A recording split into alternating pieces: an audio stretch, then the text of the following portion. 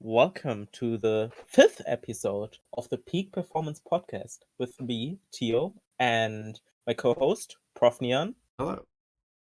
And today we actually have our first very special guest. Do you want to introduce yourself? Hi, it is I, carrarium. No Hi, way. Carrie. What are you doing here? I don't. How did you get here? You let me in. You just kind of No. appeared in the server, you know. It's You like- said my name 3 times, and I showed up in the voice chat.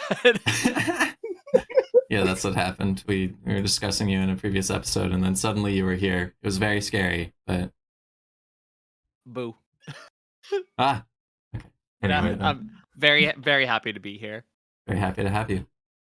Great. Ah. So one of the first things that I think we wanted to talk about then was just because we kind of talked about our history for a while, Tiyo and I. That's a lot of the stuff that we talked about recently, actually. But we were wondering how exactly you found Celeste for the first time.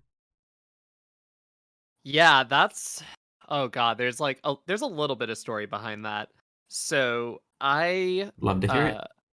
so so the game came out in 2018, and around that time I was actually in college. So I wasn't really super playing video games at the time. I was like taking 5 classes a semester, and Oh, I yeah. was just really I was like really on the grind, to like finish up my degree. So at best I was like giving myself a couple of hours in like Breath of the Wild or something of that nature when I had, no homework and time with the television, or with my Switch. And I was chatting with one of my friends who I had actually befriended on Tumblr back in my Tumblr days. And she was like, "You might like this game. It's a platformer, a 2D platformer. It's called Celeste." And talked about the vibes that it gave off. This was before Maddie Thorson like confirmed that Madeline is trans. So there was like a lot of the themes behind the game were very to some queer and trans individuals like there. Mhm. So I was just told you might like this game, and I was like, okay, I'll get to it eventually. And I graduated in 2019, like May of 2019. Moved into a new house, and then started playing Celeste a week before Farewell came out. Oh, so like early yeah. September then there. Yeah, I think it was So- literally September 9th was like the first day that I loaded it up and played it.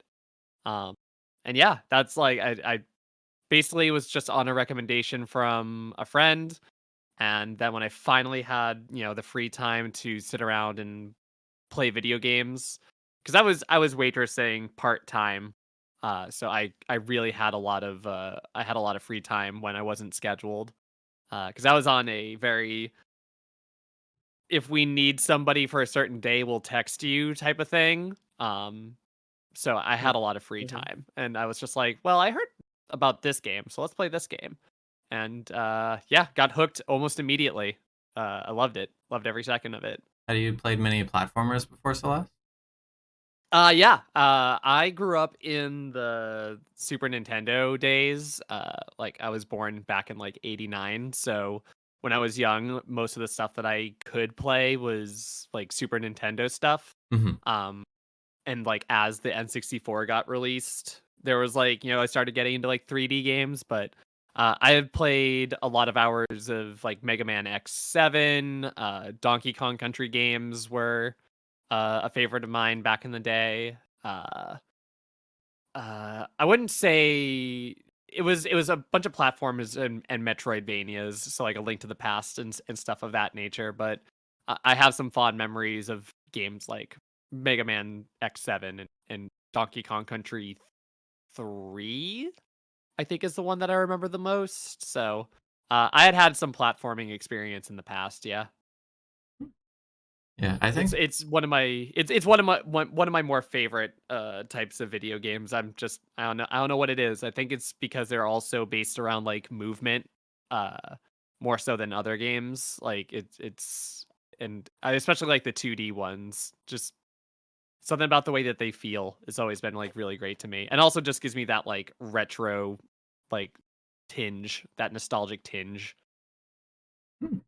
Yeah, I think I always enjoyed platformers, but I didn't really run into too many because the main time that I was gaming early on, like the most time that I spent playing video games was in the like the PlayStation 3 era. So Little Big Planet was a lot of it for me. But Sure. aside from that, I just wound up in like the FPS rabbit hole for a lot.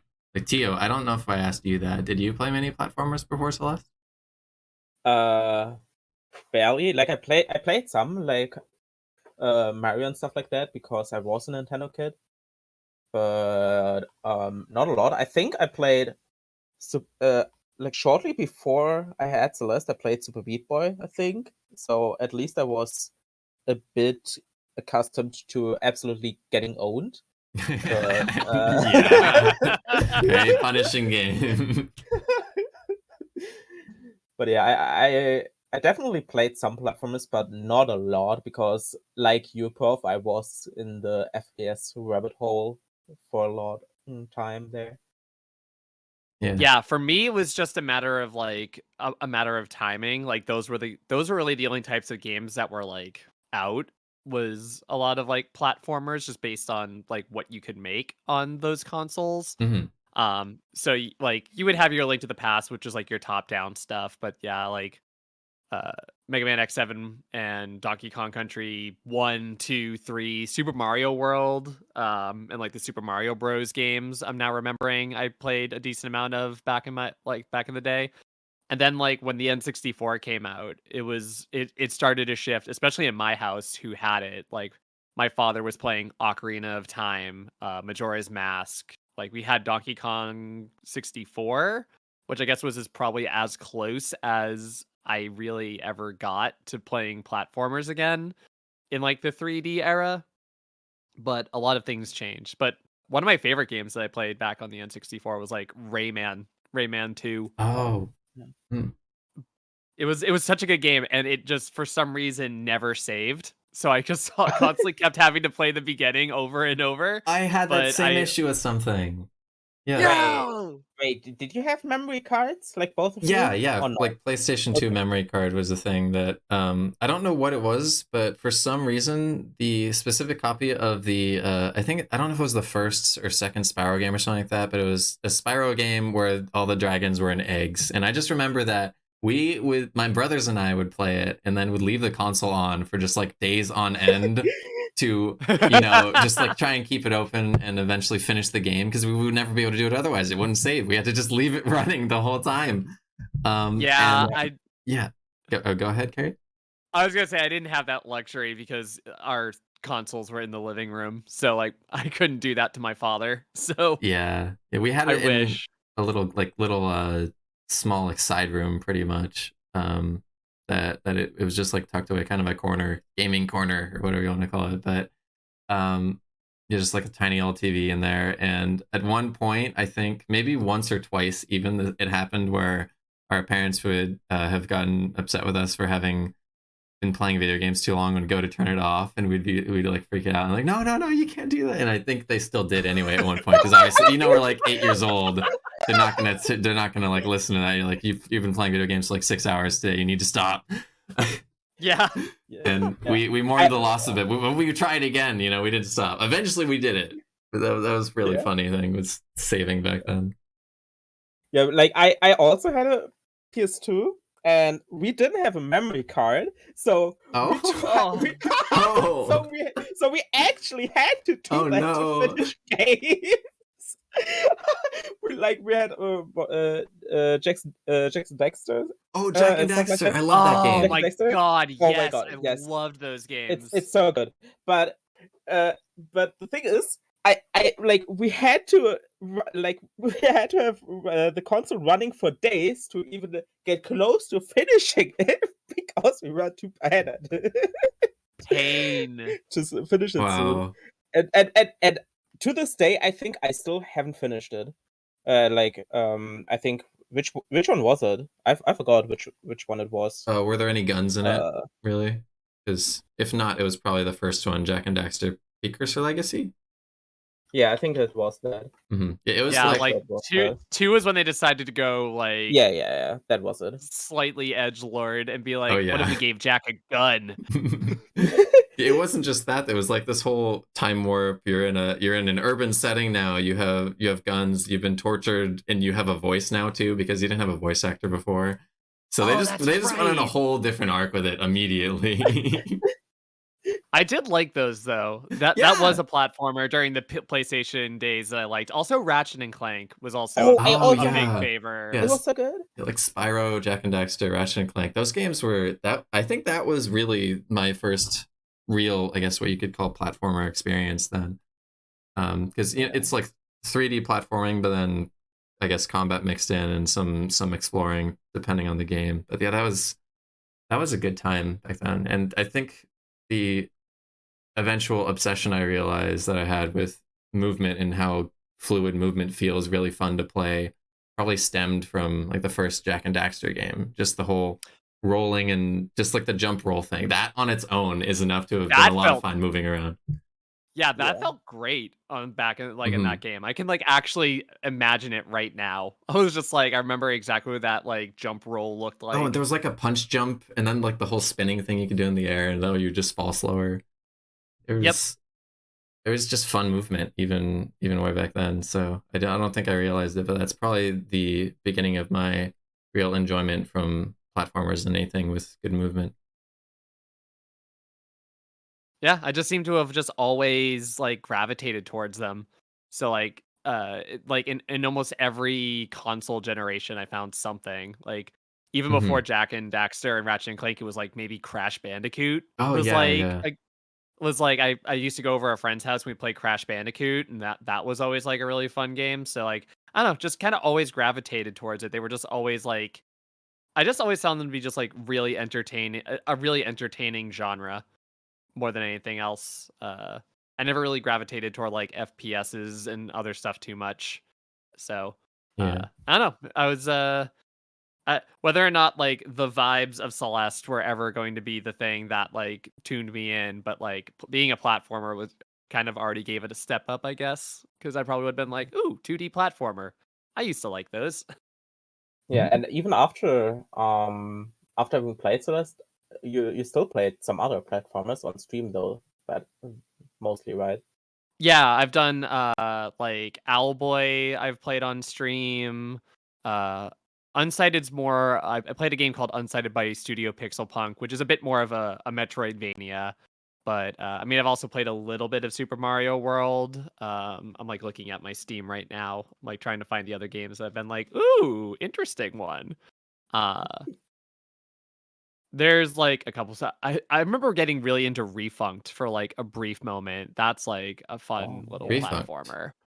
Yeah, that's a really fun one. I don't think I caught that one whenever it came around. Yeah, it's like super cheap and it's like literally just you parkouring off of a bunch of squares. It's like really cool. Oh wait, no, I have seen Uh this before. Okay. Yeah, that looks pretty yeah. cool. Oh, Right was another one. Right's kind of like one of those Mm. 2D platformers. That was fun for a little bit. I had gotten a demo key to Sunblaze, but I still haven't played that one yet. But there's definitely a few that are still like in my wheelhouse that I'm like interested in. Yeah. I kind of wish that I'd kept playing platformers, but I think the whole thing that I was inevitable with being around my brothers was we were very competitive, and so we were definitely more drawn to FPS games because that wound up being the like multiplayer versus type games. Mhm. So that's how I wound up going down that arc, like Call of Duty way back when, like console Call of Duty, and then Yep. Team Fortress 2 and CS:GO and stuff on PC. Um, but that eventually petered out for me, where it went from I enjoy competition to I am anxious when I'm playing on a team. Yeah, because it's like I love helping my team and having everybody have fun. So if I'm not doing well, I feel some responsibility for that. It's like, oh no, now this is just more anxiety inducing than it used to be. So that's kind of where I stopped playing those kinds of games and went back to stuff that was more platform like. And I think that's how I came across Celeste and wanted to play it again. Oh, Hollow Knight was also sort of a precursor to playing it. Oh yeah, I have that on my Switch, and I still haven't really put the hours into it yet, just based on time. But mhm. I'm going through my Switch right now. Shovel Knight was another one that I did. Gris is a little bit of a platformer, or Gree, however you pronounce it. So yeah, they always seem to find their way into my heart. Yeah, good This games. plus I have a sister that's like 4 years younger, so it was like those were the kind of games that like she could play, Hmm. especially when Yeah. we were younger. So I think it just was something that we were always around. We had to think of age at the time. Yeah, I I, think that. Hmm, I, I just platformers are pretty much accessible almost for anyone. At least with a lot of platformers that are multiplayer, they have a decent level of accessibility and the whole couch co-op feel going for them, and that was always a lot of Yeah, fun. yeah, yeah. Yeah, actually being able to play with other people, which there was like a period of time where that just felt like it wasn't really possible anymore when things like PlayStation was going into online subscriptions. I mean, Xbox had already been doing that for a while, but there was like that, and then like death of split screen almost. Just so many more games ended up being Yeah. single player online, multiplayer only. It's a sad think era. yeah, I think Nintendo was the only one who still did split screen mostly, right? Yeah, I mean, for the Yeah. most part, that was how they always had marketed their games, and what the player base that they aimed to approach was always like more family, be able to play with each other, have like party game type Yeah. stuff. So they wound up being one of the few purveyors of games like that, at least in the big public eye. I don't know how indie multiplayer games were in that period, because I wasn't really, I was still transitioning from uh child to teenager to whatever adult beyond that. So it was like I wasn't really looking out at more games at that point. But I think now would be a good time to talk about speedrunning and how we all first got into it then. No way. yeah. I don't think we speedrun on here. Why are Speedrunning? we even here? Oh yeah, Oh, no, you you're don't? right. All My right, I'm bad. out of here. Yeah. Okay. Okay. Goodbye, Carrie. Bye, Carrie. Goodbye. Thanks for coming on to the podcast. Catch you next time. Yeah. Good. It was a good run. It was fine. See you in Celeste Cord. Bye. Yep, bye. But But no, no, but seriously Carrie. though. Okay. Um, Okay. Yeah. No, but Carrie, I think you started speedrunning and streaming with Celeste, right? Yes. Yes, that's true. I started streaming in like early 2020. I want to say like February 2020. Um but I started speed running Celeste a couple of months before that. I want to say around November of 2019 is when I started to like kind of get like dip my toes into speedrunning Celeste. But yeah, Celeste was my first ever like intentional speed game. Because the thing with like older school games was like, and we kind of talked about that with a little bit of like memory card stuff or otherwise is, or at least when I grew up, like those are the only games that I had. My family didn't buy a lot of games. So if I was over my aunt's house with the Super Nintendo, what else am I gonna do except play the same game again? Except try to do it better than the Yeah. last time. So, but like my first intentional speed game was Celeste. Yeah. Mhm. It was just like really fun to play. I enjoyed the story a lot, but it was also it felt great. Madeline felt really great to move. Like there was so much, and like the platforming was really cool, and you could definitely like even in like the gameplay, you could just see how the game was designed to go fast. So yeah. many open worlds and so many like branching paths and so many options. So I kind of like had finished the story, done a little bit of like collectible searching, and then I went, what if I tried to beat this game fast? And I like basically just did a clueless any percent run, and I got like an hour and 45 minutes. And then I was just like, okay, but what if I did it again?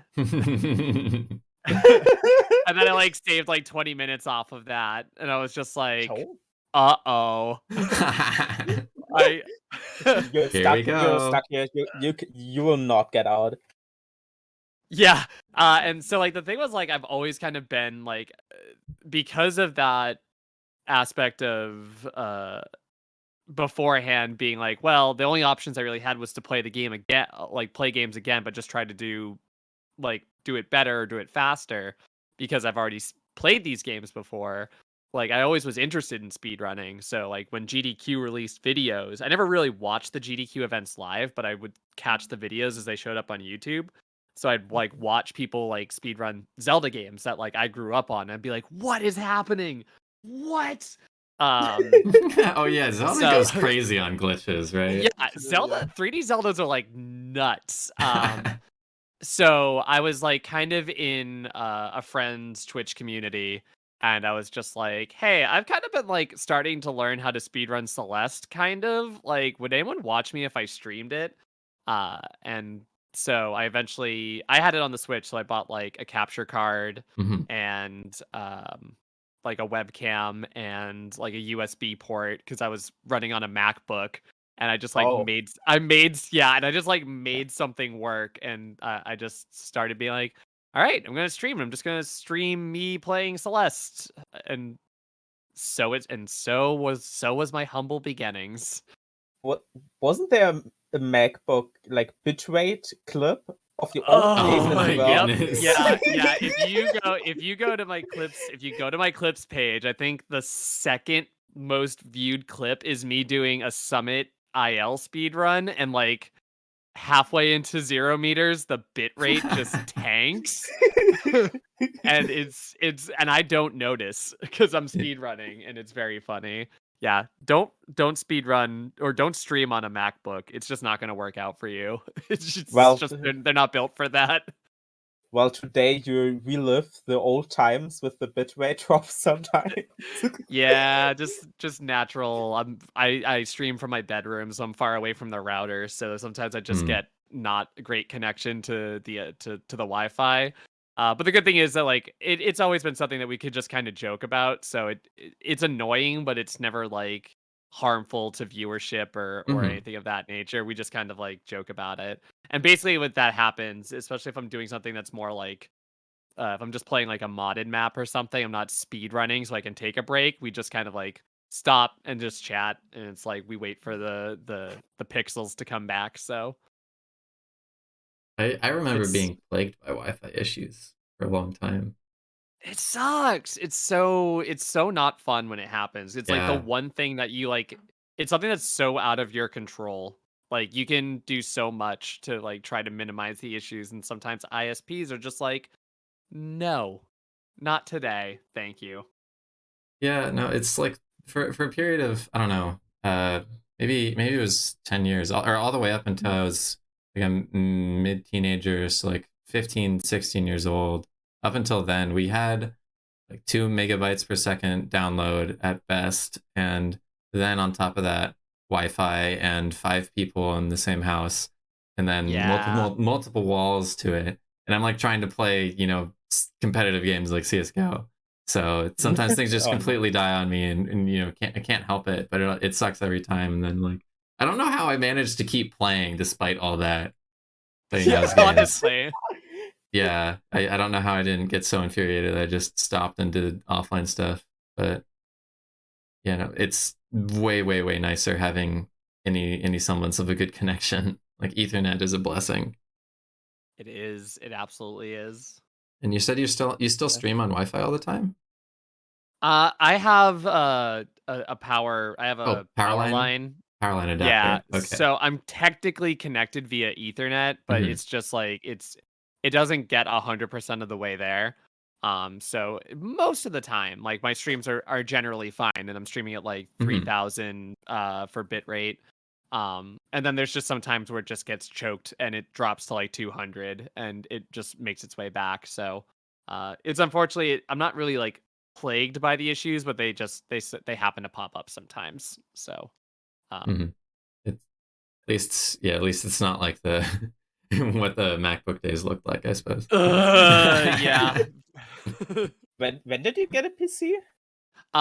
June of 2020 when I got the first COVID stimulus check actually. Mm. Oh, okay. Yeah, when the stimulus check hit, I used that money to buy a new PC. So thank you, COVID, I guess. Thanks, worldwide pandemic, for getting Carrie a streaming PC. Silver lining and everything, isn't there? Oh my goodness. No, but like actually, like at least the good thing about the pandemic is that I think most of us here like actually kept speedrunning kept speedrunning and being in the community and stuff like that because of the pandemic, right? The pandemic, like oddly enough, I think is what like helped my career. Honestly, like I had left my waitressing job when the pandemic started because I worked in food service. I worked in waitressing, so a lot of the people I worked with, they had mortgages and kids, and I was like, you can have my hours. This is only going to last about a month or two anyway. So oops. So I happily gave up my hours so that people who had more pressing financial needs could have shifts and survive. So I just was like, well, what else am I going to do? Like I had already reached affiliate by that point, or just about reached affiliate, so I'll just stream. And then everyone was in the same boat when COVID first hit. We were inside, we couldn't really go anywhere. If you had school, you were doing it remotely. If you had work that could be done like at home, you were at home. So a lot of people were watching Twitch like during school or during work. There was like the work and lurks were huge from like 2020 to 2021. So oddly enough, the pandemic like really helped jumpstart like my career by having people found someone that they could watch in the afternoons when they were bored at school or work. So oddly enough, the pandemic is like a big reason why I kind of became as successful as I did. So weird to think about, but oddly still grateful.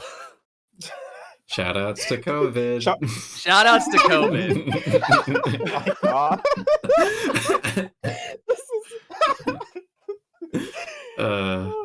Silver lining to the morbidity. But anyway, though, yeah, I think that's COVID is also why I even learned about speedrunning as a thing at all.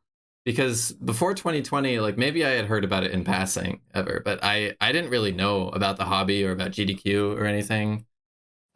Like maybe once or twice I came across a video on YouTube, but I don't think I ever really watched anything until COVID and being at home all the time. And then over summer, I had started watching like I don't know how I came in. Oh, I remember. Okay, so Titan Souls. There's this tiny little game called Titan Souls where it was just like top down, your little archer guy, and it's only boss fights where everything's one hit, one kill, and then they like kill you instantly too. And I wanted to get an achievement for that game that was just beat it in under 20 minutes. So it's basically just like a boss rush game where you're moving around the world, and like I didn't know what path to take, what bosses were good for that. So I just tried looking up how to get this achievement. I don't know if it's called speedrun or something, but that was how I first found myself on speedrun.com, was looking for references for what's a good way to do this fast for the achievement on Steam. Nice. Yeah, and then from there I just started watching like Super Mario 64, and I think I came across a little bit of Celeste at some point and realized, oh yeah, I bought that game in the 2019 winter sale and never have not played it yet. So played it for the first time in June of 2020. I guess right around the same time you'd gotten your PC from stimulus checks. And that was like how I even found the game in the first place. Yeah, Celeste. Love that. Very, very happy to have found it. I have not stopped playing it for 2 years since then. It's crazy. Same. Wow. Yo, same? No way. Oh my God. Wait, you speedrun Celeste so too? alike. Oh my goodness. Funsies. Oh God. Yeah. But anyway, I think we can move on to the next topic, right? We want to talk about and here with a professional streamer. Yeah. You are a professional streamer. Hey, like, fine. Well, you're doing this as your main job, so yeah, you are. Okay, fine. Presenting Twitch partner and Coca-Cola sellout carrarium. No, but for speedrunning in general, it's kind of hard with a game like Celeste to focus on speedrunning itself if you actually want to be entertaining as a streamer. I feel like or do you disagree with that? And what is your opinion on that, Carrie? No, it's hard. Like it's difficult. Like a game like Celeste is so ridiculously optimized at this point that like oftentimes it's when you get to a certain level or you're trying to get like a certain average time in your speed run, like you actually just have to like not look at chat for 2 minutes. And yeah, that's not easy because if you're trying to do this for a career, you could probably get away with it, but I think there is a somewhat expectation, if not from viewership, from people who look at those streams as like marketing opportunities or brand opportunities. They look for like how you interact with your audience. Mhm. So, um, like it's definitely there's an expectation amongst that area of the industry that you should be doing that, and also like audiences may not care because the audiences that watch you know why you're not able to read chat. Like anyone who's ever been on Pace and Summit will easily tell you like you're not looking at chat at at that point. You probably closed it 10 minutes ago. But yeah, no, I don't disagree with that at all. It is for a game like that, it's really hard to balance interacting with chat and finding ways to be entertaining while also not messing up the inputs. And I'm not perfect at it by any stretch of the imagination. I think I have just kind of for myself looked at my stream as I always call myself an accidental speedrunner because I think as I said earlier, it was just like, oh, what if I played this again? Uh-oh. Like uh-oh, now I'm doing this. Like I never really intended for speedrunning Celeste to become a thing that I like did as a main gig. Um but I don't know. I kind of I like my stream to be a bit more based on the interactions that I have with the chat than the speed running because the speed Mhm. running can always get better. Like I can Mhm. always find ways to improve, whether it's off stream practice or on stream practice or anything of that nature. But like I have always kind of been, especially in an industry where the numbers matter so much, like to get Twitch partner or to just grow, or to get opportunities based on your like concurrent viewership. Like I always want to make sure that I am entertaining my audience first and foremost.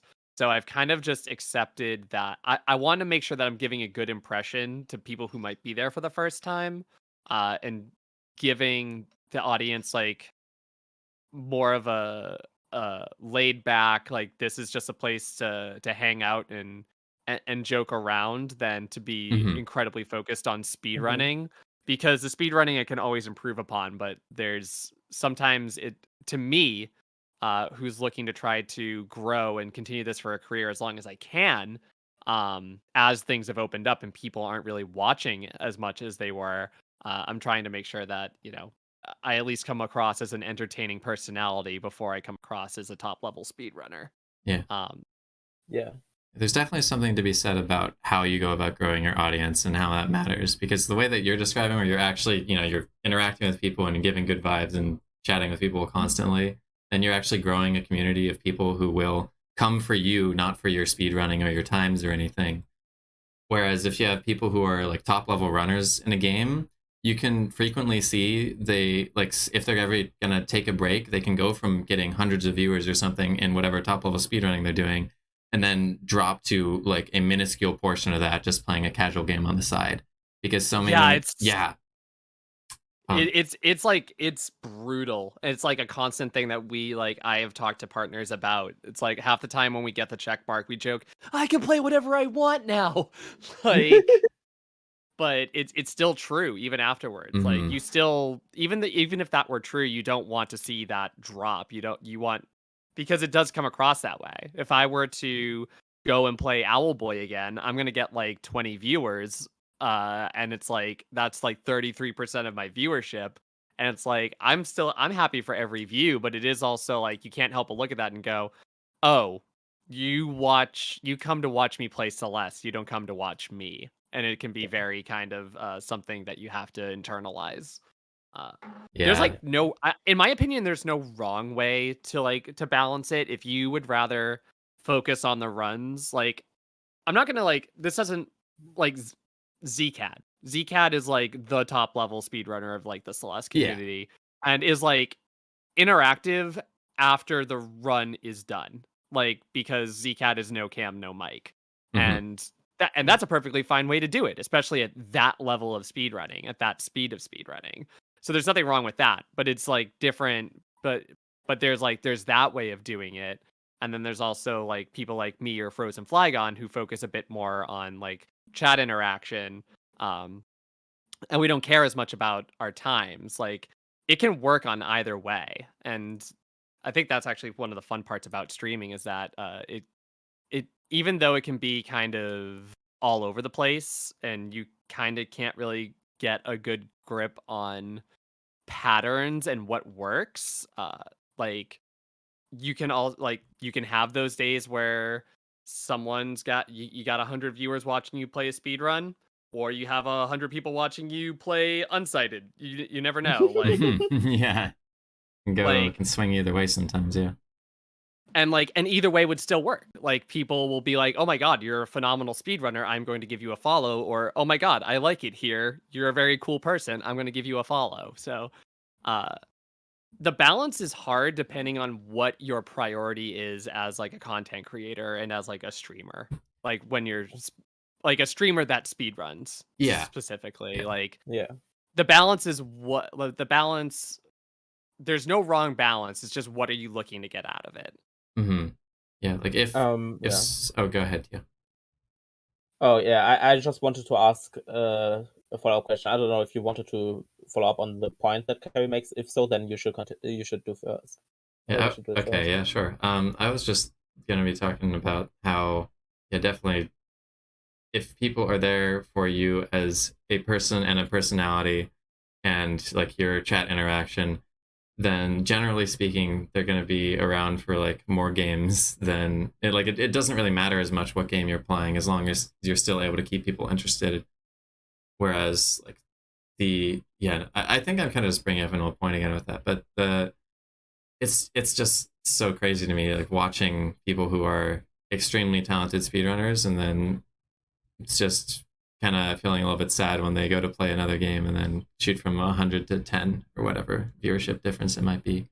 It's like, Yeah. you know, Like I feel bad for those people if they really want to play other things and then feel stuck in just, oh, I know I have to go back to speedrunning this one thing competitively. Yeah.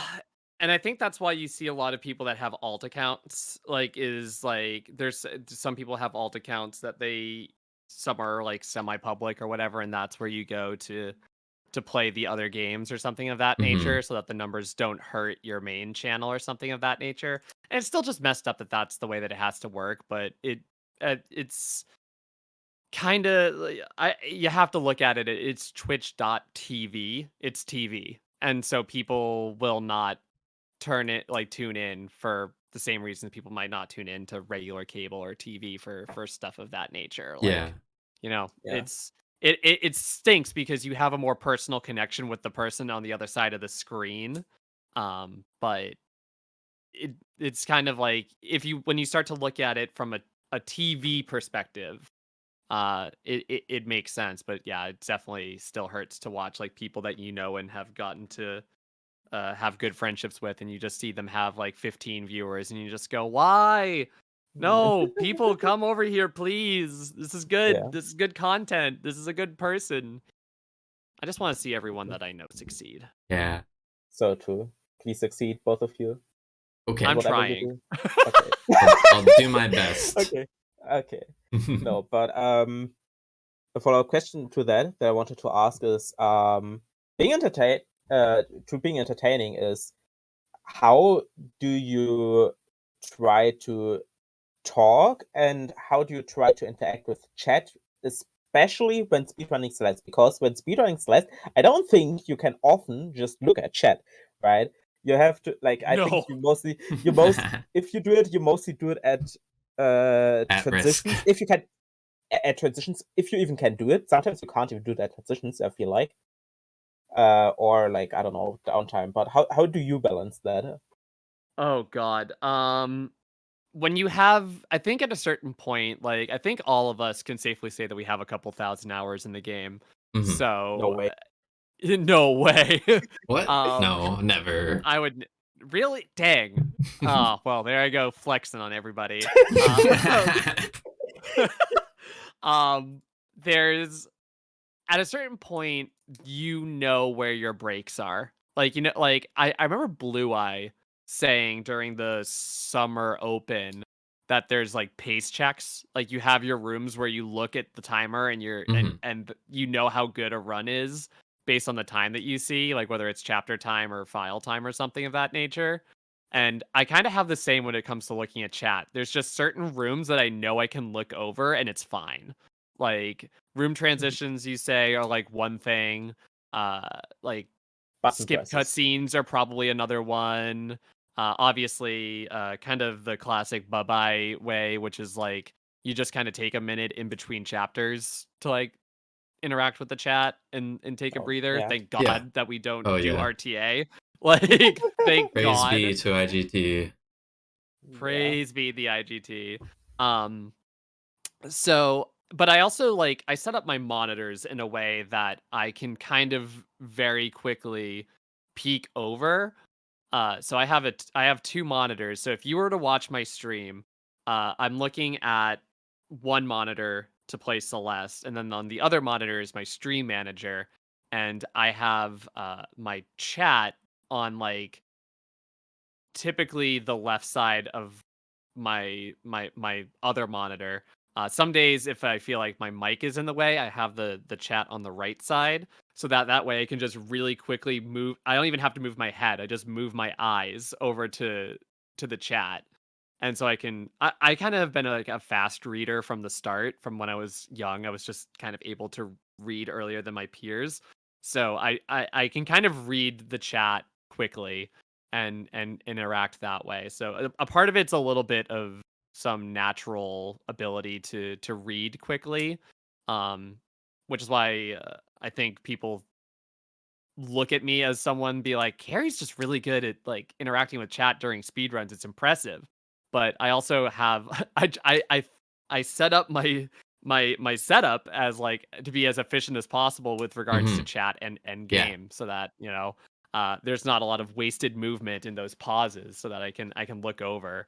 Um, Yeah, the stream manager is your friend. You can set it up in a way that works best for you, provided that you have multiple monitors to do that. yeah, yeah. You Having windowed mode, you can still do that too, but then you have it True. literally right there next to the game, and your eyes aren't almost going anywhere at all.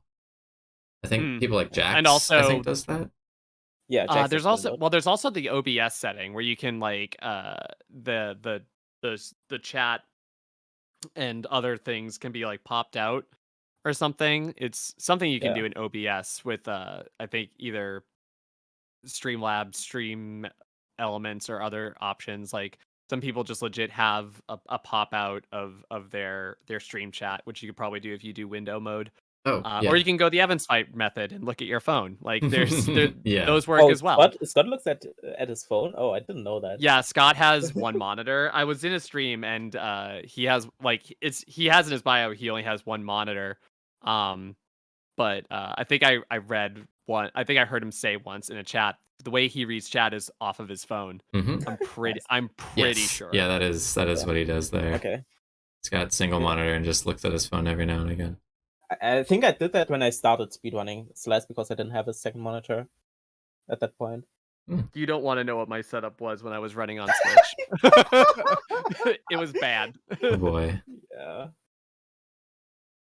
But So I don't yeah, know. no, it's the way that I just at this point I know from experience when I have the ability to look, if I know that Madeline will be in the air for a while, I can take a quick peek. If there's a room transition, I can take a quick peek.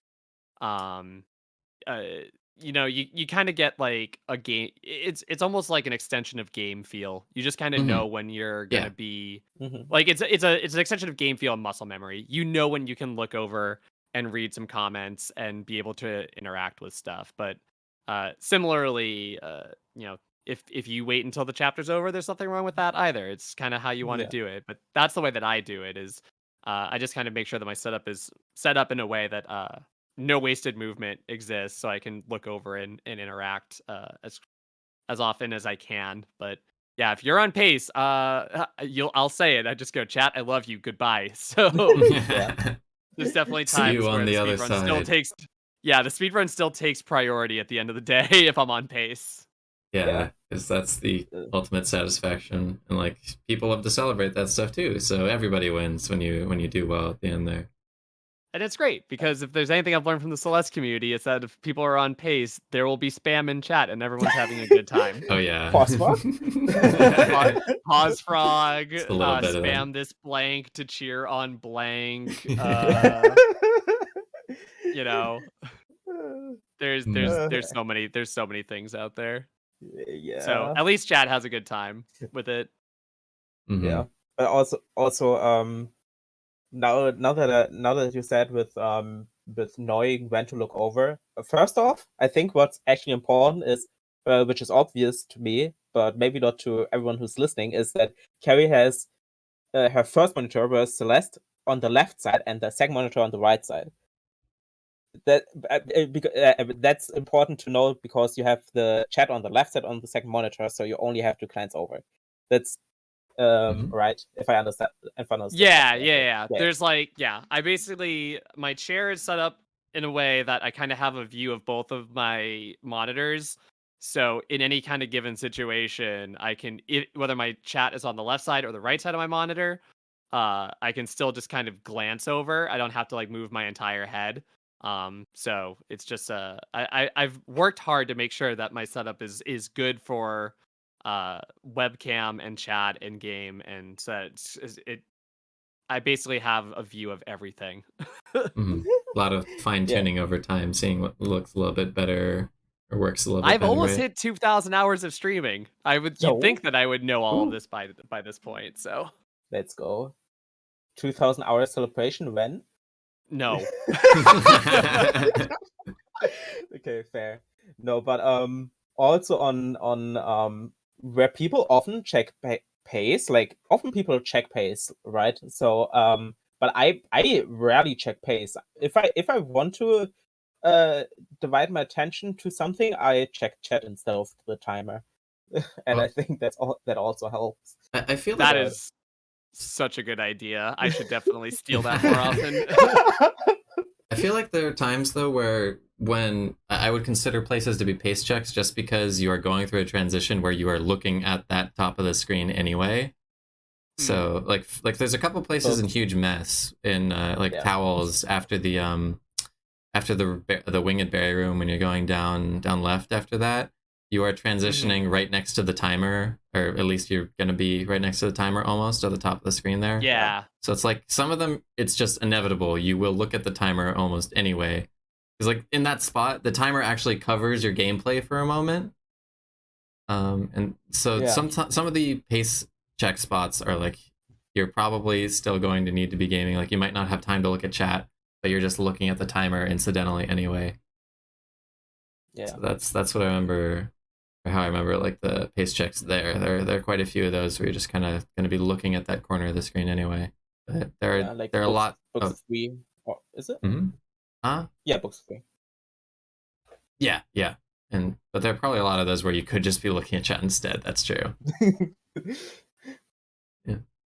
Yeah, but also, Carrie, how is it when you can't read chat? How do you decide on what you talk about? Because you still are not like silently just playing, right?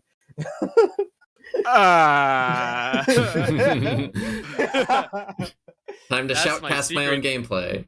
No. That's No. my secret, Tiyo. I never know what the hell I'm talking about. Very fair. No, Um, so you probably just are just talking about the random first thought you had in your mind, I guess. Yeah, really. Like I never go into a stream knowing what I'm going to talk about. Like really, it starts off all the streams just start off like how's the day going? What are you up to? Blah blah blah blah blah. And if there's a part where I'm not looking at chat, it's just sometimes I just maybe I can base something off of if someone in chat brought up a good topic or like made like a reference to something, like we can build off of that. Like that's one way that I can generally do something of that nature. Like I can not look at chat but talk about something that somebody mentioned in chat, and that can save me from looking over for a while. Um, but oftentimes it really is just pure improv. I just really don't like I never really have anything in mind. If I feel like chat is also quiet, I might just ask a random question because I am desperate for people to be talking. Because clearly I don't know what to say, so someone else needs to do that. But then there's just your pace moments. Like if you watch like my 28:55, I just don't talk during Summit Yeah, because I'm on pace. So yeah, that's fair. those are like the exceptions. Like when you're pure focus, you're just gonna like I'm not gonna talk because I need to finish. I mean, you got your 26:57. I don't think you spoke at all during your Summit. like if I'm remember No. like I just remember it being super quiet. I'm like, he is focused. I was so focused, yeah. but but yeah, like if people aren't talking, like I try to fill the spots maybe by talking off of something that somebody said in chat just so I can keep a conversation in everybody's head. But if I have nothing on that end, I might just end up kind of doing small play by play of like what's going on or something of that nature. Yeah. Check the pace, say, "Hey, I'm like be like, "Oh, this is good pace. Oh, I messed that up. Missed that." Just try Mhm. to fill the last thing I don't like, and it's kind of from my theater days, is I just don't like those pregnant pauses. I just don't like it when it's like very quiet for a long period of time. Mhm. Um like but I don't like that for my stream. I'm fine if that happens in other people's streams, but it bothers me during mine because I know that I am a good talker and I like to talk. So when there's no sound happening, when there's no interaction between me and others, I'm like, oh no, what do I do? So oftentimes I kind of rely on the topics of chat to be able to continue conversation when I'm not looking, or it's just kind of basic play by play. And I'll say things like, I'm doing ceiling pops coming up. I'm like, let's see if I get it, or make Yeah. jokes like, here's where the run dies, or stuff of that Oh yeah. nature. And So this is just making me think of there's definitely something to relate. Like if there are dead moments, you can think about what might you be commentating if this were a GDQ run or something like that, or like if it was a marathon run. Because Yeah. yeah, yeah, because there are like certain I times where good strats or things come up. You're like, oh yeah, this is probably worth mentioning, or just even if it's like you don't really need to explain things so much for Celeste community people, obviously. So when you're just doing sure. your own stream, it might not be the same, but it's still like interesting tricks or difficult things that you know are coming up. Building hype for I stuff. Do think you build hype for stuff live like that? Do you think? do I what? Try to build hype for stuff like that in just your own streams, like. Sometimes, yeah. Definitely do that. I will definitely have like easy moments of just being like, in 5A being like, all right, chat, you think we're gonna hit it? Like you think we're gonna get DCB? Or like falling demo in 6B, stuff of that nature. Just kind Mhm. of like anticipation of, ooh, will she hit the strat? Um, so I try to hype some things up definitely once in a while. I think it has diminishing returns depending on how often your regulars are.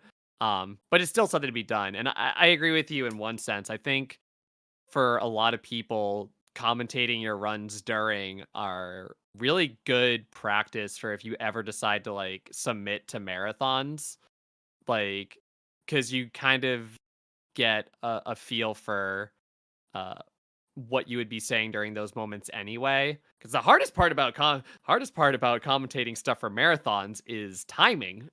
Oh yeah, Uh I'm sure. Submissions and otherwise. So being able to like do that ahead, like being able to do that in your own stream atmosphere is super important should you ever decide to like go that route and submit to a GDQ or an Archie-thon or other speedrunning marathons. Yeah. Yeah. Also, you oh, you go ahead, Prof. Oh, and I was gonna say, and I'm sure timing, at least with Celeste in particular, since it's so fast paced, is also a really big concern, because there are some games that have lots of long pauses or like long cutscenes that are unskippable, and they're in speedrun marathons anyway, so they get a lot of time to talk about stuff. But Celeste, if you have Celeste in a marathon, you can be so incredibly nonstop that you really have to be completely on top of it, right? I did a any percent run for Frame Fatales like 2 months ago, uh where Frozen was going to be my commentary, but she needed to back out for a family thing, if I'm not mistaken. Hmm. Kind of a last minute thing, no big deal. But I remember I distinctly remember that like I did the any percent commentary myself Ooh, while commentating your own running. run. Oh I boy. was Oh no. commentating my own run. The person that was hosting was like knew that Celeste speed runs were fast, but doesn't know anything about Celeste. So that was one of my more proudest moments that I was able to commentate an any percent speed run like in the moment. It was the most terrifying thing I'd ever have to do like in my life, and just because of the sheer amount of things that I have to say. Because any percent's quick. Like Oh it is yeah. any percent. Like there's not a lot of times where I can like in any percent I can't talk about the 3A heart warp. I can't talk about like, uh I can't talk about like fast heart. I can't there's a lot of things that, things I can't do that I could talk about with like ARB or all cassettes or like a lot of stuff. Like any percent is just pure point A to point B. Mm-hmm. So Yeah. um that was petrifying, but it's definitely yeah. Yeah. Yeah. But yeah, you still have like these fast like coming up tricks. Like for example, in 5A First Room of Depths, the Tiyo warp there, and then immediately after that is Depths corner boost. So Yep. you don't have any time to explain like both Nope. things. You have so you really have to decide on what you explain fully, Yeah. The and maybe have like an off mention or something. the Yeah. best joke that I can possibly say is I am explaining this strat and the strat is over now. Like And it's already done. Keep going. and it's already done. uh yeah, I'm sure Yeah. there's a lot of little things like that that are you really have to actually think about what would a casual viewer not understand that's happening on the screen right now.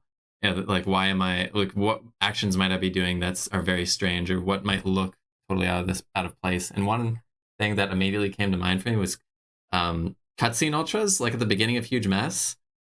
So you might not think about that as an actual speedrunner if you haven't done marathons or something before until you're entering Huge Mess, and then suddenly you skip a cutscene within an instant of entering the screen and you're flying through into the next one. And obviously to a casual viewer that's gonna be like, what the heck just happened? How do you have all this?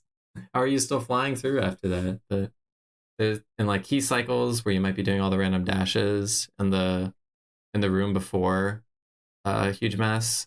It's like why are you? What's the setup that you're doing right here with all the dashes sending all over the room? I feel like there's a lot of little things there that can get completely missed if one has not prepared well for Celeste commentary.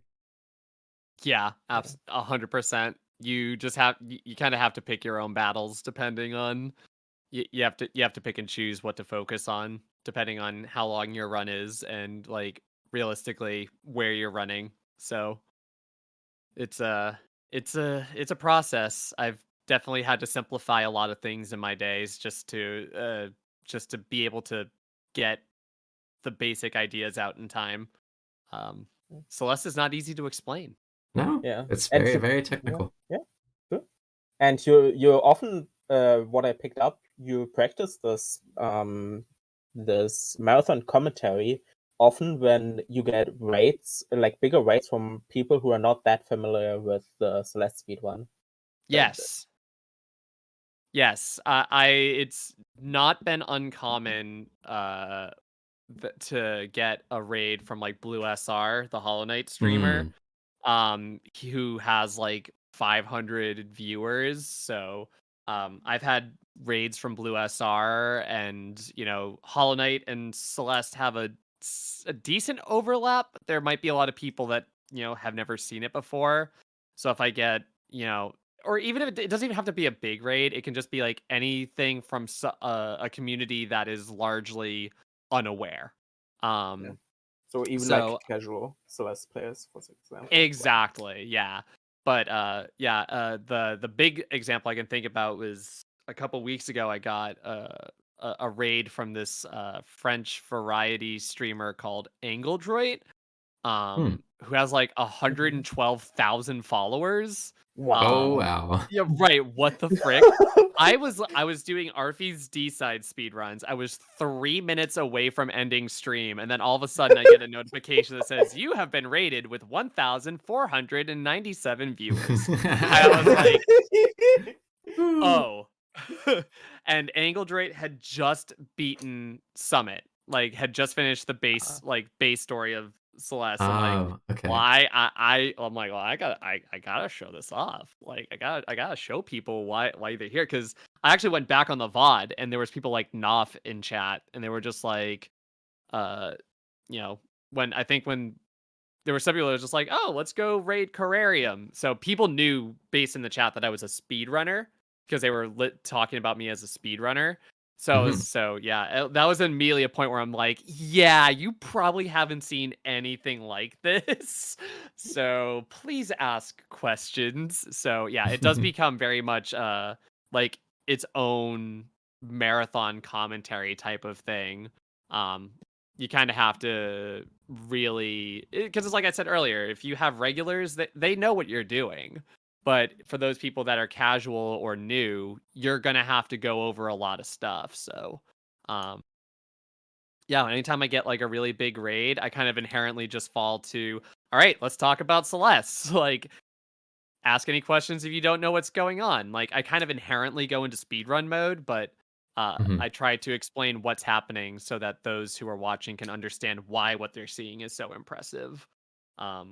And also, it helps that the Celeste community is a very knowledgeable community about stuff. So that's the other thing from like a previous question. If I can't talk about stuff, it's good to have people that are knowledgeable about the games in the chat, like that can explain things while we're focused. Like, the two of you are very knowledgeable about Celeste and are very willing to talk about it to people. Same thing with like LM Jax and a lot of other people. So I know sometimes, yeah, it's a fun game to talk about. So it's really helpful to have a community that is very knowledgeable about the game that we're playing, so that even if the streamer can't necessarily fill in those gaps, other people can. And it honestly makes my job a lot easier, and I think it makes all of our streaming experiences much easier, whether or not you're trying to like make it a career or not. It definitely just makes makes your stream a lot easier to get through, because it means that the onus is not always 100% on you to answer every single thing that's going on. Yeah, you got a lot of people who are willing to be like essentially like mini commentators hanging out in chat if it just they happen to be around, and they probably will be. Yeah. It's a very, very good thing about the community. Very happy for that. God bless the Celeste community. God bless the Celeste community. Yeah. You said while we spoke about marathons, recently I think your like your speedrunning goal, like most of the things you speedrun, I think are more as preparation for marathons. Or am I mistaken for that? No, you're pretty accurate about that right now. Yeah. I submitted Arfie's D sides, any percent, to the latest Frame Fatales, as well as all cassettes, as well as unsighted any percent. And I did get all cassettes into Power Up with Pride 2022. So I've been running all cassettes on stream like every Sunday just to keep the rust off of that particular category. Yeah. And Arfie's D-sides is like a combination of constantly trying to improve the time, but also making sure I have a good representation of the run for any other potential submissions. Because I do Oh, also plan to show it off on Hotfix at some point, but Ooh. that's a pause frog for later. yo, I'm pausing. Pausing. Yeah. Do you what brings you to submit to marathons? Because I think you're one of the only, like with Frozen as well, one of the only people and in the Celeste community, who regularly submits to marathons. And I like not a lot of Celeste speedrunners actually submit to marathons. Seems that way, doesn't it? Like Yeah. it seems that way. It's kind of funny that you asked that because the very first marathon I ever did was Fleet Fatales 2020, where I ran all red berries. Good That's right. category. Yes. Shout out to that. And I almost didn't submit to that Oh. because Frozen had submitted True Ending, Mhm. as well as I think Farewell IL. Mhm. And we were talking, and I was just like, yeah, I don't know if I'm gonna submit because you already submitted, Celeste, and I don't want to like take a spot away from you. And Frozen was literally like, if you don't submit, I'll kill you. It's very aggressive. And I was like, okay. So so at first, so I actually don't know how long it would have been until I ever actually did submit to a marathon if it wasn't for that. So I'm glad that they said that to me and like pushed me to do that because I don't know if I would have submitted to as many things if that was the case because I'm always kind of self-deprecating about my skills. I don't consider myself to be a top level runner, but many people say that I am. So you know what? Difference of perspective is the but yeah, that her saying please submit, I want you to submit, made me realize how much I enjoyed doing it, and showing off, a game that I really enjoy to a couple thousand people. I actually had chat open during my GDQ run on Fleet Fatales because I'm a sicko. No pressure, Like just looking at all the responses. I'm running all red berries, and I see that I'm streaming to 5,000 people, and I see Kevin in chat. It's like no Yes! big deal. No big deal. No big deal. No big deal at all. Happens all the time, All the time. Mhm.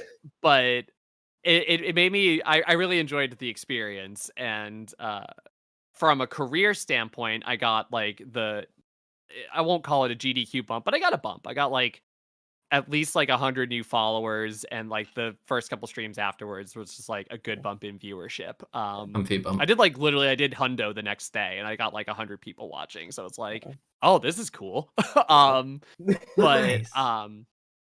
but yeah, I just like that really made me realize how enjoyable the experience actually was. And from there, it just kind of became with Frame Fatales, why not? Why wouldn't I? Like, at the very least, like I should give it a go.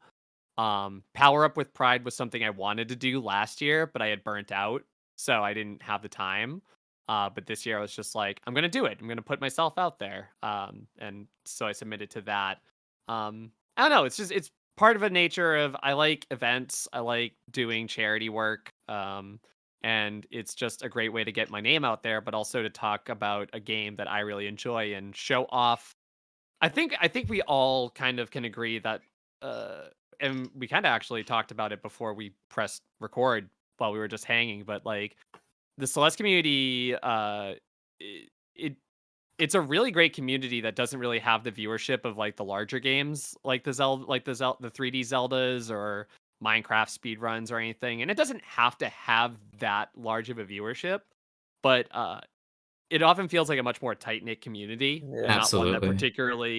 that particularly grows like as much.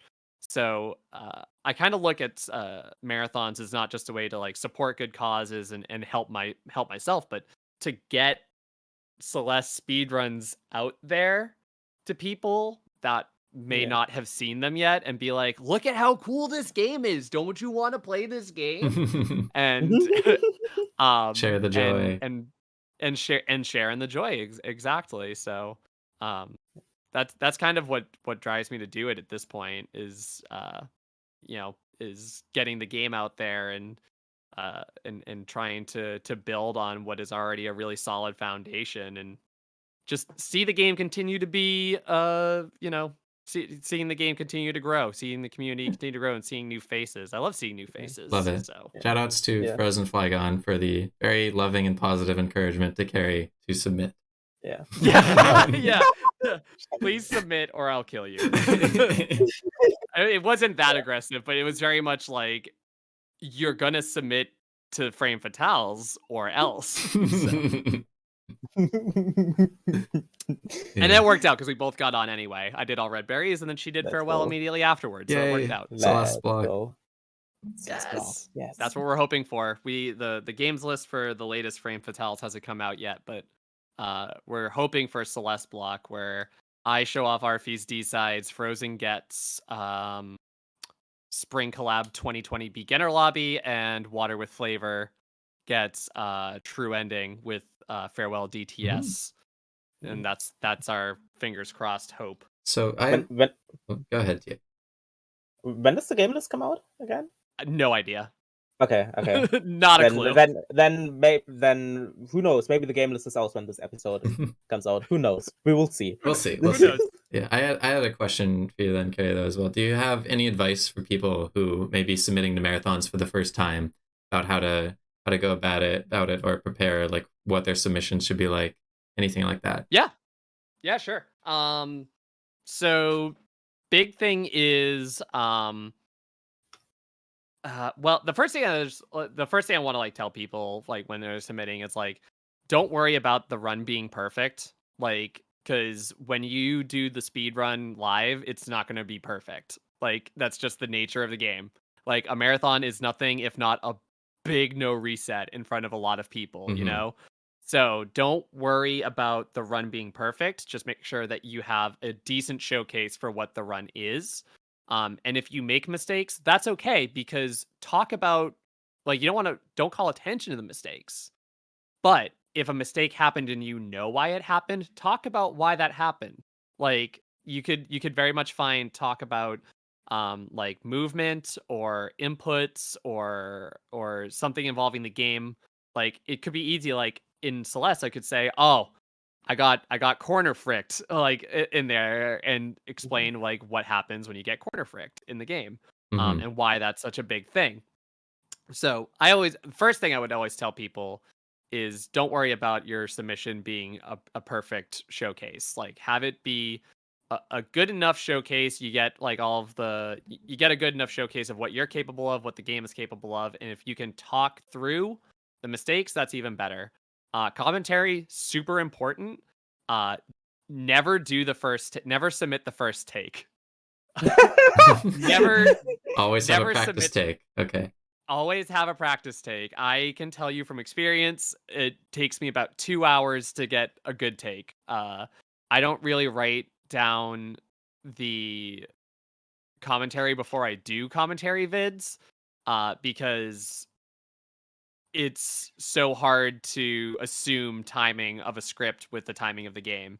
So, like, watch the run, think about what you're going to say there, and then start doing like recordings. And even then, like, do like 2 or 3 takes until you're like confident about it. Just me taking notes on the side here. Exactly.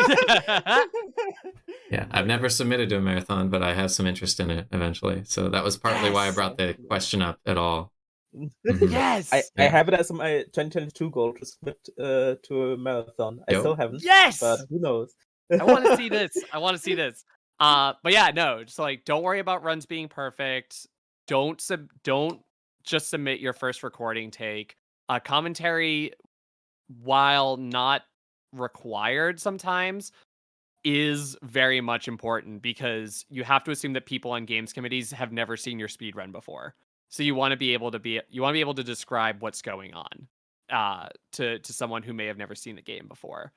Um and like otherwise, just don't be afraid to put yourself out there. Like, because that's the thing that I was afraid about the first time around. Like, I was afraid of taking somebody else's spot.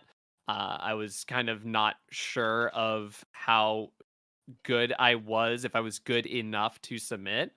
And it took a friend to be like, no, you are. And I want to see you do that. So I think kind of going with don't worry about a run being perfect, or don't worry about like, don't submit your first commentary is Mhm. just there's there's no shame in just giving it. Just what do you have to lose if you don't, like, if you don't Yeah, submit, then you just don't make it in. But like, what have you got to lose if you do? You get denied anyway.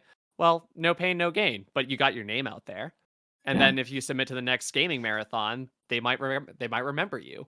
So it's definitely like, the more people are aware about you in those like marathon committees and in marathons. I'm not saying the more likely you are to get in, but it's definitely like the more people know about you, the better, I think, for Mhm. sure.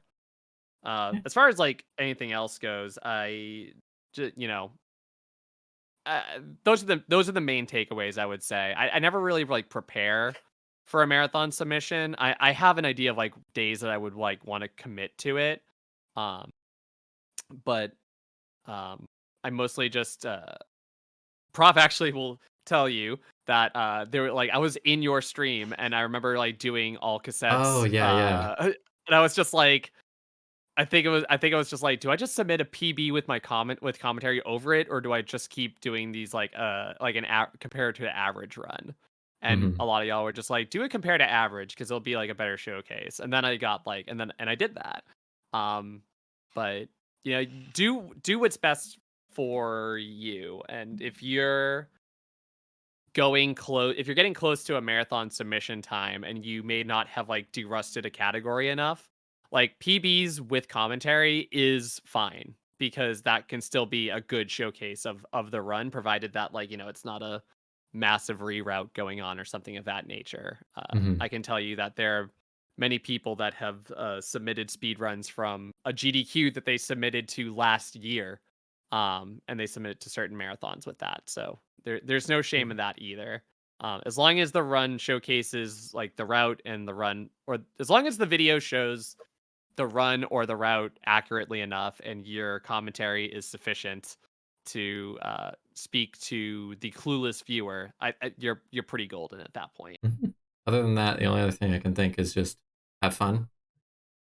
Yeah, have fun with it. Also, side note, actually, Prof, this can be for your notes. Mhm, mhm. Uh, if you're submitting to a marathon, if you have Ooh. incentive ideas or milestones or anything of that nature, talk about them in the commentary. Oh. If especially if you have dead time. Um, because that, like, you'll submit stuff like that, like you'll submit and they'll ask like, are there any incentives that you want to add, and if so, how much time will they add? But talking about it on the PB video is also just as good. So in a lot of my latest submissions, I talked about why Celeste is a good speed game to submit, and like what the incentives I'm putting in are, and why they're good incentives. Um, so that's another little added gift from me to you. Definitely All stuff right. like that help. Thank you for your wisdom, carrarium. No worries. Well, you have to consider that a lot of the marathons are charity marathons, so it's not just a matter of showing off like why the game is a good game to run. It's a matter of how can this also benefit the marathon as far as like raising money. Mhm. Yeah, So like, if there's incentives that you can put in there to get a couple of extra donations in there, why not? yeah, it's only going to help. Might as well. Exactly. All right. I think overall this has been might be a pretty good time to stop here. We've gone on for longer than we typically do, but yeah, this has been a very fun experience. It's no, it's fine. It's fine. Honestly, like having a guest episode be longer is fine, completely fine. Yeah. Thanks very much for coming on, Carrie. Where can people find you? I mean, links are going to be in the description for the YouTube video, but go ahead and shout yourself out at the same time. So you can find me at twitch.tv/carrarium. I also do have a YouTube channel where I post like my speedrun videos and any dumb highlights, like me playing an Among Us freaking